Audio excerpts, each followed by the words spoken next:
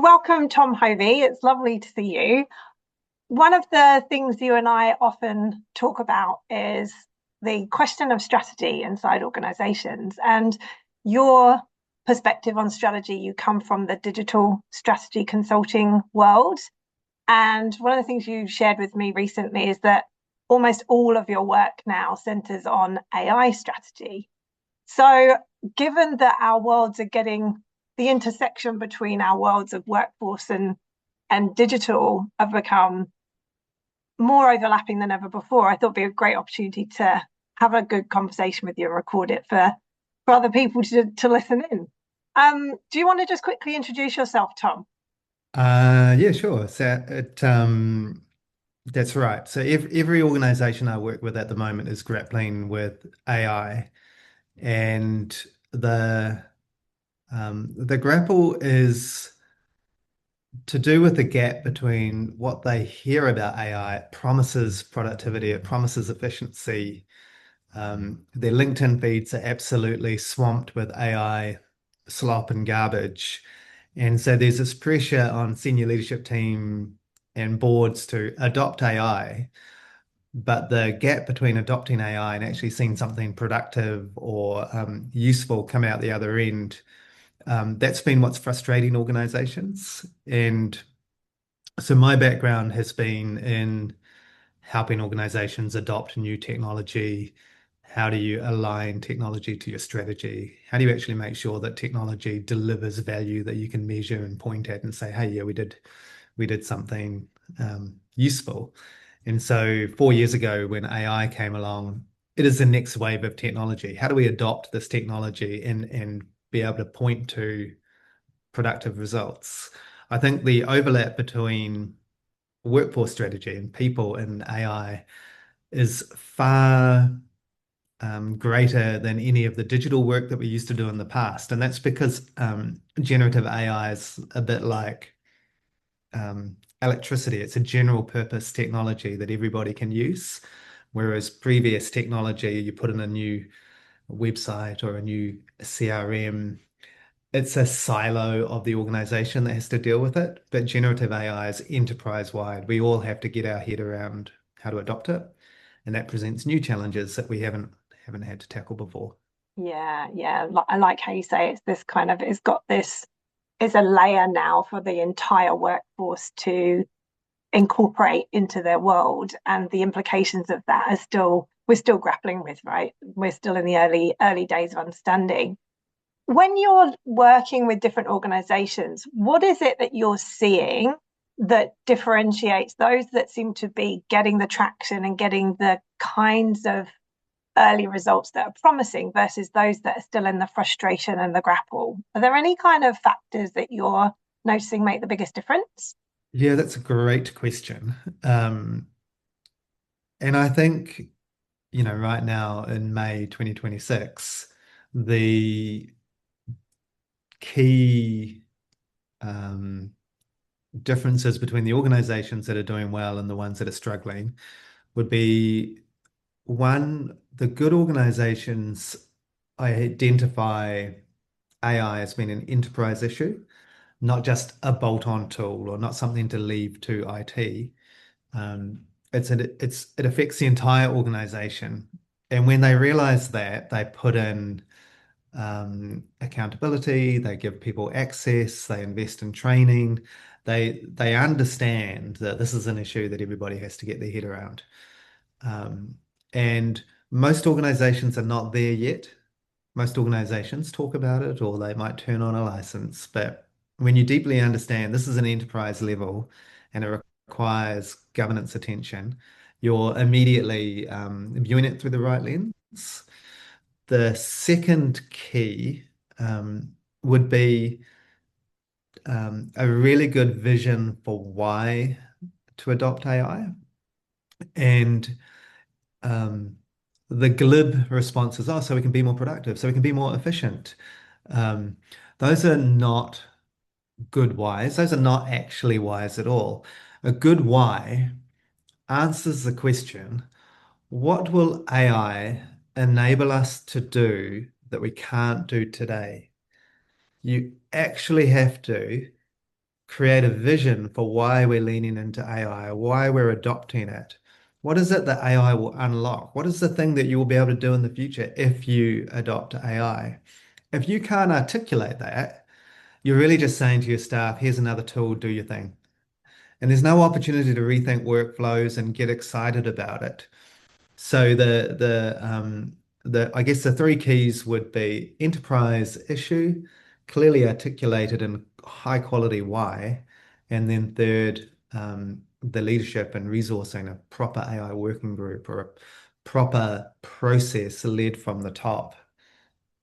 And maybe even like the leading from the top is a good one. Like often when I'm working with organizations, the first thing we do is survey all the staff. Hey, where are you at? How are you feeling about AI? What are you using it for? What do you think our policy should be? And every organization is a bell curve of absolutely hate it. This is the dumbest idea ever to, oh my God, I love it. I'm a power user. And then a big hump in the middle. A lot of the resistance literally comes down to people saying, I'm sick of being told I have to use AI by people who don't know how to use AI. And there's that reluctance to, or resistance to go, my boss is telling me to use AI. My boss has never used AI. My boss can't tell me how to use AI. So how am I supposed to use AI? And it actually creates tension. So I think a more mature approach is, hey, we're all going to lift AI literacy together. We're going to build a common language. We're going to work together. And so I guess that would be a fourth key. The team leaders, the CEOs, they do the training with their staff because that Mm. sends a really strong message to everybody. We're all in this boat together. We all need to understand the potential changes, and we need this common language so we can talk about it amongst ourselves and collaborate. Yeah, How's that for yeah. a piece? I love that. I love that. I'm just gonna maybe go, pick up on what you just said, because maybe that's what makes this challenge so tricky for leaders is you can't be the expert leader when it Correct. comes to driving enterprise-wide AI, right? And so many leaders become the leader because they were good at the day job, right? And they rise through the ranks and become the expert leader. But actually stepping outside of that persona into leadership in its purest sense, as in, this is a new frontier for all of us. I don't know the answers. That's going to be okay. We're going to create a learning culture rather than an expert led culture, and that's a I think that's completely different totally, mindset. yeah. I think you're 100% right. And um, I'm reflecting on some recent conversations and um, I think you're totally right. And I think that also creates tension when people see AI as a technology project because your IT teams are kind of the experts in technology, and this is a deeply uncomfortable space for them because generative AI is non-deterministic, as in like all technology up until this point, if this then that, it's reliable, it does things. Generative AI is the opposite, it's random by design. That's a deeply uncomfortable truth that a lot of IT people can't get their head around. Yeah, Uh, and I think that expert-led um, thinking. I really like your point about we need to become learning cultures. I think that's true. I think with generative AI, um, the nature of it is you communicate with it. It's about prompting. It's about really clear instructions. It's about language. It's about communication. The people who are really good at using AI are the really good, clear communicators. That is the expertise required to really use mm, AI and a bit of creativity. And so you're right. Sometimes that doesn't come from the top. yeah, And your champion AI adopters in an organization are often the most creative and the clearest thinker and communicator, not necessarily the most senior or the most experienced. yes, And yes, that also creates friction. You cannot do AI from the top down. I guess that's the main point. yeah, You have to yeah. create an enabling environment and then do AI from the bottom up. Yes, exactly. Exactly. Because I remember one of the best leaders I ever worked for, she shared one of her big leadership lessons with me when she was mentoring me, and she said, I realized, Gillian, that I was starting fires that I was then having to go back and put out. But realizing that she was the one who'd started the fire in the first place was the bit that took her a while to kind of figure. and and I think this is the problem, right? If we've got an expert-led culture, you come up with the big idea at the top and then you disseminate through the hierarchy. That's kind of the traditional way of thinking. Whereas what you're saying in an AI adoption enterprise wide, we're any leader at whatever level, you're too far away from the work itself to make that choice about what's the best use of this technology in that particular circumstance, that role, that function. And so when you're kind of dangerously removed from the detail, you can't possibly have the best answer. And so you've got to create that condition for people to go and experiment and try it out. Yeah. Yeah, Yeah. 100% right. And Yeah. I think the experimentation, part of your role as a leader in an organization is to set a risk appetite. And I think with AI, you have to encourage creativity and exploration. That can be really quite hard to do in organizations which are procedural or Mm, rewarded for reducing risks. It's really yes. hard to turn an organization around to rewarding for taking risks. And Mm, the gap between like how a board member uses AI is very different to how a customer service representative uses AI. And they're both right because there's no yes. wrong way. You can use AI in so many creative ways to get a good result. And that alone is quite a hard new thing. Um, I genuinely think the vast majority of organizations don't yet understand Yeah. that how somebody here uses AI is different to how somebody here uses AI because AI is this fluid thing. You can use it in so many amazing different ways. Yeah. It's just Yeah. quite hard to get your head around.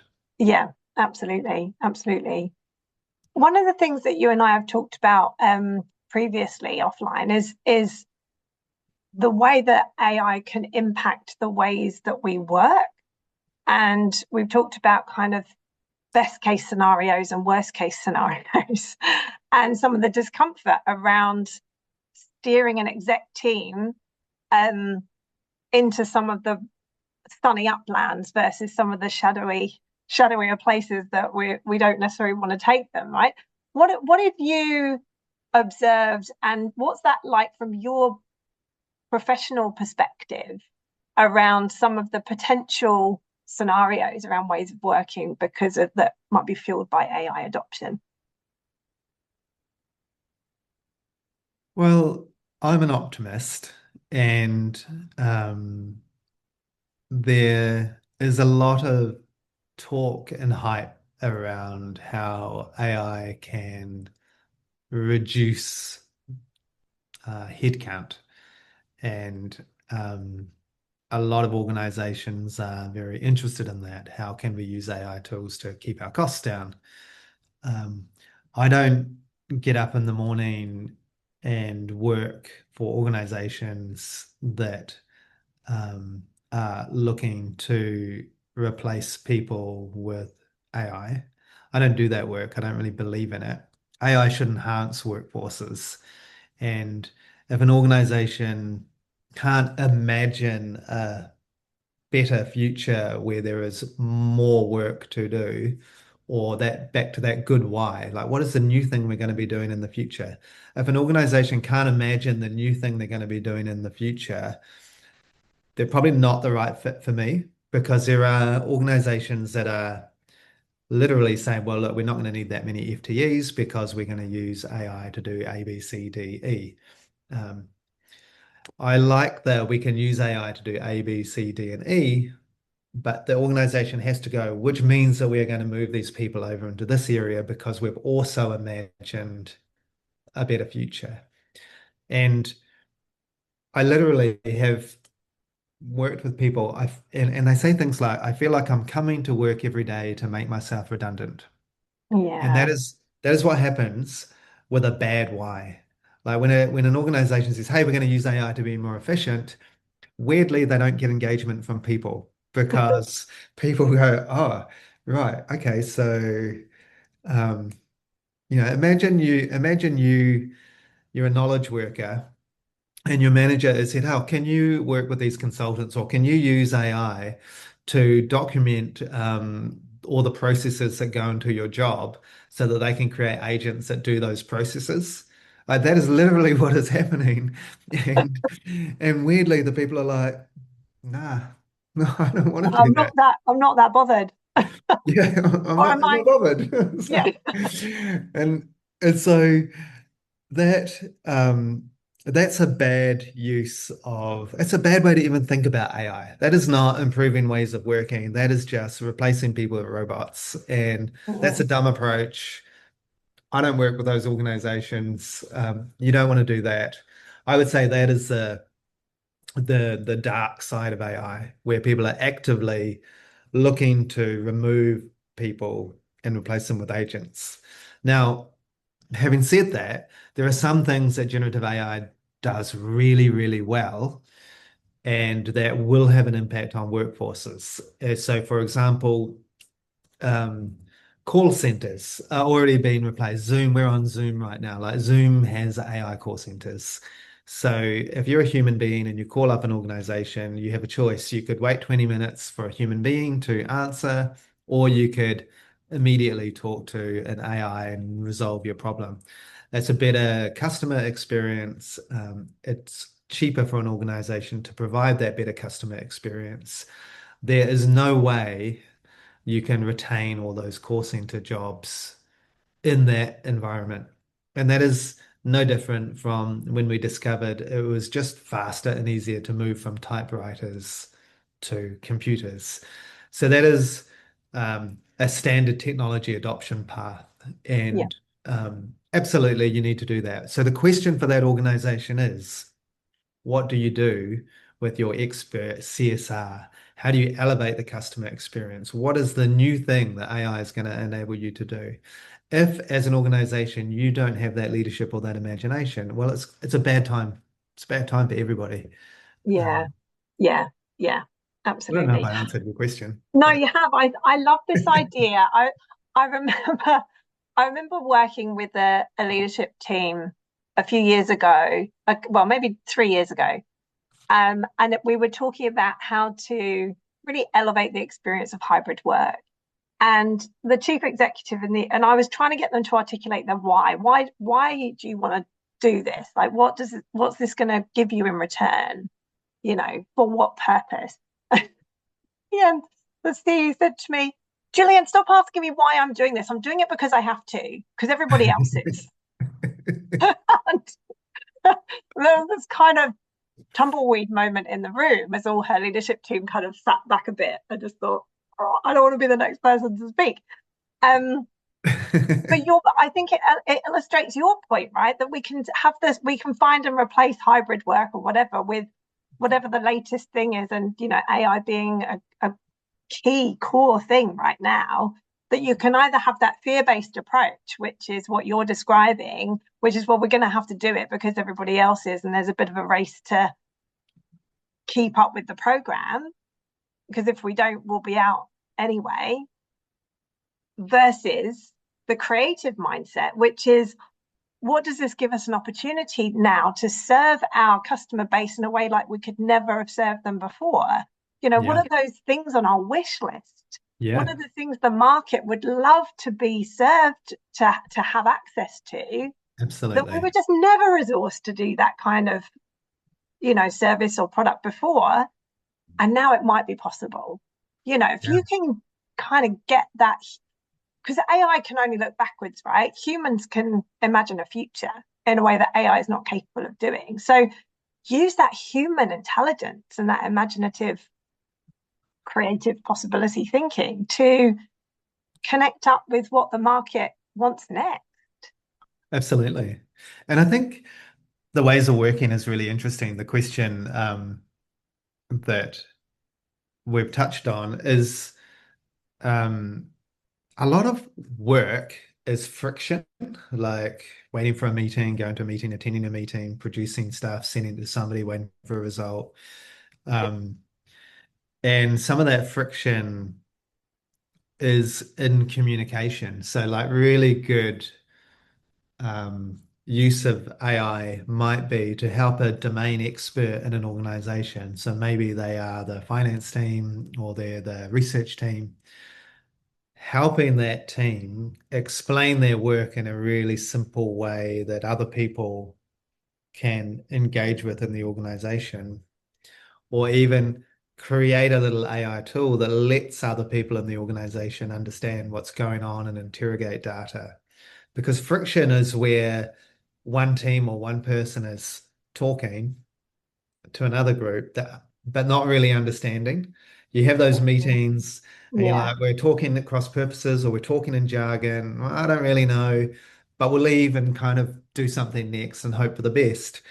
Well, AI could actually almost be the translator, really make sure that your chief revenue officer is communicating in a way that your chief operating officer understands and they have way better, higher quality engagement, which speeds up the wheels. So less Yeah. confusion, um, just more productive engagement, less friction.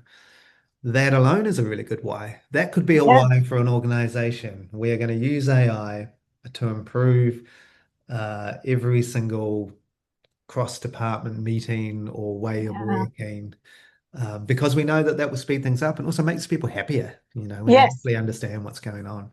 Yeah, absolutely. And then it's something to engage in, right? And so on, if we just dive into that a bit more, I've seen Nick Petrie's work on burnout, and he's looked at how AI is being perceived by the workforce in a crisis kind of way, in a similar way to the COVID pandemic.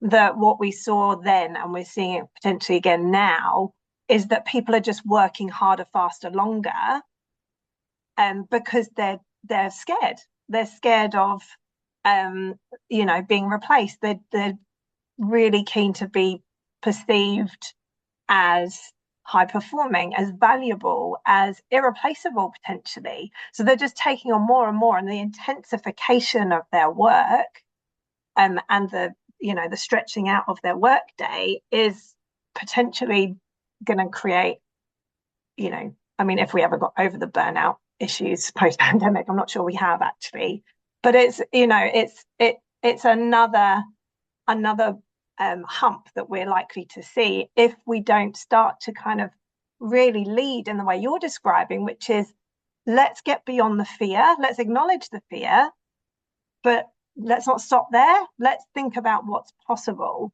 right? And give people a reason to engage. I mean, one of the things I've been thinking about, is lining up the incentives with of the business to drive some of their, like you said, some more effective ways of working, um, drive higher value back out to customers, that kind of thing, lining up that incentive of the business with the incentive of the people, which is, if you can find us 10 to 20% productivity gain, we'll give you a day off every fortnight paid. You know, just finished a pilot, 6-month pilot that wasn't centered on AI, but it was centered on find us that find us that productivity gain and we'll give you a day off every fortnight paid. And I've never seen behavior change at that pace in over 20 years of doing this kind of work. It's incredible what's possible. And I just think surely that's the kind of leadership that's now going to create those conditions and the creativity and the imagination that you're describing. What do you think about that? I love the idea of lining up incentives. I think that's a really good way to interrogate a good why. Like, okay, why are we doing that? Well, then you go, well, how would that line with your strategic and operational and people incentives? So I think that's a really good way to think about it. I'm reminded of a government organization here in New Zealand, in Wellington, where they had a high performing staff member and who was powering through the work. And then they discovered that they were using ChatGPT and it was sensitive information, private information, and it was like secret AI usage. So um, you could argue that the incentive of the employee was being rewarded. People are going, oh, it's really great. How did you do that? Good work. But they were keeping their AI usage secret because the organization hadn't actually put in proper policies or an environment. So you had all these weird incentives going on right there. Um, Mm, so I 100% agree. I think a good why should be interrogated through an alignment of incentives. And if a team or an organization um, can see a future target that can be attained by stripping out inefficiency, so you can have a 4-day week or a fortnight, I think it's great. I think that AI creates that opportunity to have those new conversations. Like I said, if you go into an organization and say, hey, why don't we have a workshop to think about how we can work more productively? People are like, whatever. If I say, hey, let's have a workshop to talk about AI, oh yeah, what can we do with AI? But it's the same thing, right? So yeah, yeah, yeah, yeah, it's a great moment in time. Now is the time to rethink how we work, yeah, um, and absolutely. how to align incentives. I think that's great. Yeah. And I think you're kind of the visual I just had there of like, let's have a workshop to talk about how we might kind of work better and more productively together. And the kind of, you don't have to look far to find the cynics, right? And the eye rolling, right? Absolutely. And oh, great, walk into a room full of post-it notes. I mean, I'm very guilty. I've led plenty of those in my time and put my hands up.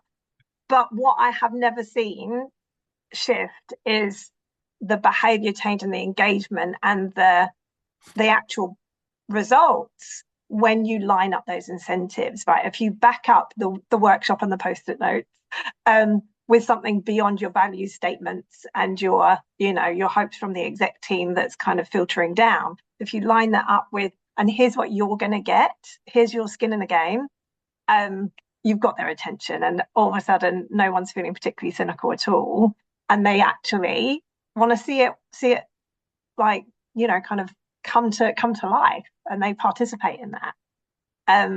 So that's what I I would think, love to see. yeah, I think the incentives are critical. Like the funniest interactions you sometimes have, and you have to laugh sometimes when you're working with organizations, particularly when you're outside it. You might say to somebody, "Oh, how's that project going?" And they say, "Good, we had a meeting." And you're like, The proxy for progress. yeah, yeah, yeah. Oh no, we had a really good workshop. It's like like that's the point. Yeah, The yeah. incentives is critical, and I think the incentives is going to become more critical because, um, particularly with AI, the answer is always, oh, we're too busy to learn how to be less busy. We're too busy to learn how to use these tools that'll make us less busy. We are too busy. Like, and this is like top down as well. We're just too busy. Like, we are just Yeah. way too busy. And particularly with AI, that busyness creates what I call moment in time thinking. Oh, yeah, Mm, we looked at AI in January last year and it doesn't work for us. And it's like that moment in time. And so they're locked in on that, yeah, right? They yeah. never created this learning environment. They didn't accept that every single month or every 4 months now, basically, AI model capabilities are doubling. So Mm, what the model and tool could do last year, very different. Like I was working with an organization in December before Christmas. We were thinking about workflows and using Copilot. There were things that Copilot couldn't do in December. We went away for Christmas, came back, picked up the project in January, and found, oh, it can do that now. New capabilities. We did nothing. We went and had a holiday, came back, and now that new thing could be done. So there is and no. that's just 4 weeks. That was just 4 weeks. That was just an upgrade, and Yeah. or I'm working with another government agency here, and every week we do a new AI session, and over the weeks, Copilot is changing, the interface is changing, new tools are emerging. It's such a fluid time that creating a learning environment and a space to fail and aligning that with incentives, I think, yeah, you're Yeah, spot on.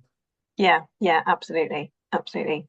That's brilliant. Thanks so much, Tom. Is there anything else that you want to leave people with that you kind of is there a key takeout if people are feeling anxious but they don't want to be feeling that way anymore? What would be your message for them?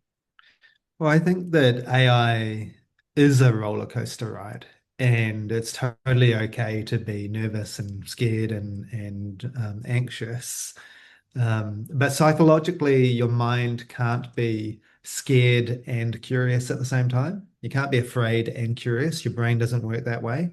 So, and I use this on my kids as well. When they're really nervous, ask some really curious questions. So, what do you think the teacher might be wearing when you get into that session? Or what will the posters be at the GP office? You try and switch their thinking into curious mindset, Yeah, and that I think works for AI. And if you have those teams that are like, I know we could use AI, Tom, but we don't want to, you have to move that around to, well, imagine what it would be like if you could. This is why you need that bigger why. This is why you need those incentives. Well, what if you could actually do that project in that timeline? And then you have to imagine the upside. yeah, So if you're feeling scared, turn it into a curious mindset. Your brain can't do fear yeah, and curiosity at the same time. yeah, yeah. And And it that it's sounds like, okay to be afraid. I think that would be yeah. And it sounds like partnering up with someone who can help you make that shift is a good thing to do, right? Because it can be quite hard to get yourself out of that absolutely. alone. So, and this is what Yeah. starts to drive the learning culture, right? If we're asking each other to hold us accountable to curiosity. Yeah, I love that. So if we were to summarize, I think you're spot on. We have to create a learning environment and we have to have a really good why we're doing it. And the incentives and aligning to incentives holds the why to account. And part of that learning culture is the curiosity and the teaming up and reducing friction. It's like those are kind of the keys Mm, to what a good workforce culture would look like. And it has to be led by not experts, but by people who are willing to do the learning together. That like you have to um, unburden yourself from the ego of expertise and just go, oh, let's get curious together. yeah, Um, yeah, let's adopt a finding out kind of curiosity mindset. yeah, Those are the good teams you want to work with. yeah, absolutely, absolutely. And the team that you want to become as well. Yeah, Yes, yeah, yes, yeah. yes. Good point. Brilliant. Thanks, Tom. How can people find you if they want to get in touch?